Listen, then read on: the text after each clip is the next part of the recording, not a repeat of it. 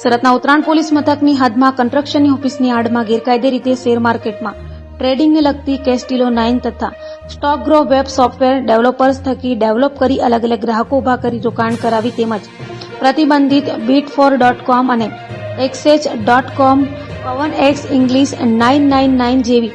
Web software દ્વારા cricket, tennis, football પર સટ્ટો રમાડવાની સાથે કસિનો ગેમિંગ રમાડનારાઓને એસઓજીની ટીમે ઝડપી પાડ્યા છે.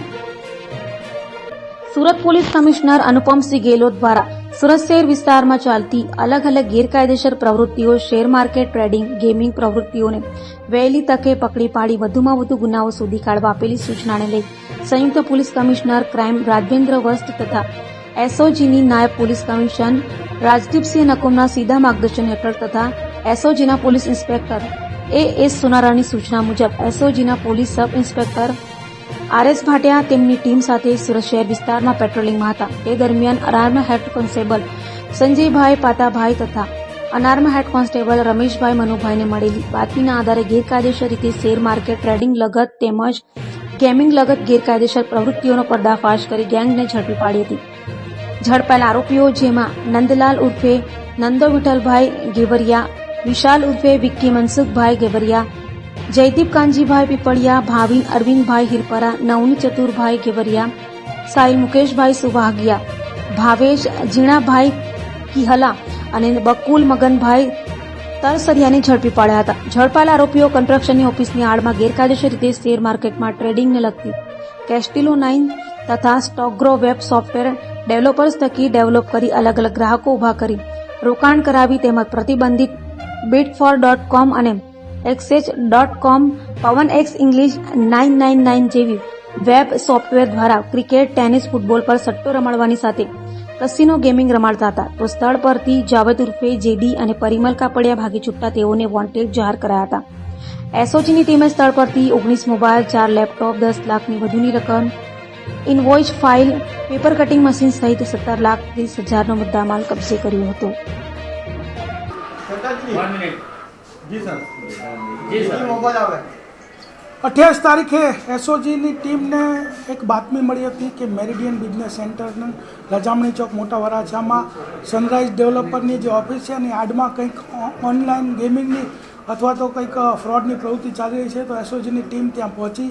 અને ત્યાં પહોંચતા એસઓજીની જે ટીમે ત્યાં તપાસ કરી તો રેડ કરતાં ખબર પડી કે ત્યાં ઓનલાઈન જે સટ્ટા બેટિંગ છે, ગેમિંગ તથા ઓનલાઈન જે ડબ્બા ટ્રેડિંગ કે જે શેર બજારની અંદર જે સેબીની પરમિશનથી જે બ્રોકર ટ્રેડિંગ કરી શકે એવી કોઈ પરમિશન લીધા વગર કેસ્ટિલો 9 અને સ્ટોક ગ્રો બે એ લોકોએ વેબસાઇટ બનાવેલી અને એની લિંક બધાને આપી અને એના ગ્રાહકો બનાવેલા અને એની અંદર ટ્રેડિંગ કરતા હતા અને જે સિક્યુરિટી ટ્રાન્ઝેક્શન ટેક્સ તથા જે અન્ય ટેક્સીસ જે ભરવાના થાય તે તથા જે સરકારને જે નફો થાય એનો ટેક્સ જે છે એની ચોરી કરતા હતા. તો આ બધી જ જે રેડની અંદર ત્યાં બે પ્રકારની પ્રવૃત્તિ ચાલતી હતી. એક પ્રવૃત્તિ કે ઓનલાઈન જે સ્ટોક એક્સચેન્જ જે રીતે ટ્રેડિંગ કરે એવું એક ડબ્બા ટ્રેડિંગ ચાલતું હતું ને બીજું કે જે ગેમ ફૂટબોલ છે, ક્રિકેટ છે, ટેનિસ છે, જે લાઈવ ગેમ ચાલતી હોય એના સટ્ટા બેટિંગ પણ ચાલતા હતા. તો આ રેડની દરમિયાન ટોટલ ત્યાં જે મુદ્દામાલ મળ્યો છે એમાં 19 મોબાઈલ, 4 લેપટોપ, 10 લાખ રૂપિયા રોકડા, 31 પાસબુક, ડેબિટ કાર્ડ,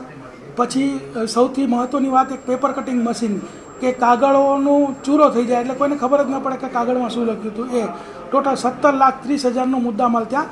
મળી આવ્યો હતો. જે આરોપી છે એમાં મુખ્ય આરોપી છે નંદલાલ ગોવરિયા અને વિશાલ ગેવરિયા. આ બંને મુખ્ય આરોપી છે. તે ઉપરાંત જ્યાં પૈસાની લેવડ દેવડ, આંગળીયામાં લેવડ દેવડ તથા ઓનલાઈન જે એકાઉન્ટ જે એના મેનેજ કરતા હતા એવા ભાવેશ, એવા જયદીપ, ભાવિન, નવનીત અને સાહિલ 4 આરોપીઓ તથા બે આ જે બંને સોફ્ટવેર જે અલગ અલગ ડેવલપ કરતા હતા એ ભાવિન કિહલા અને બકુલ તરસરિયા ટોટલ 8 આરોપીઓની ધરપકડ કરવામાં આવી છે. બોગસ ડોક્યુમેન્ટને લગતી 338 BNS તથા 318 તથા સિક્યુરિટી બોર્ડ એક્સચેન્જ સેબી એક્ટની પણ કલમો આમાં દાખલ કરવામાં આવેલી છે.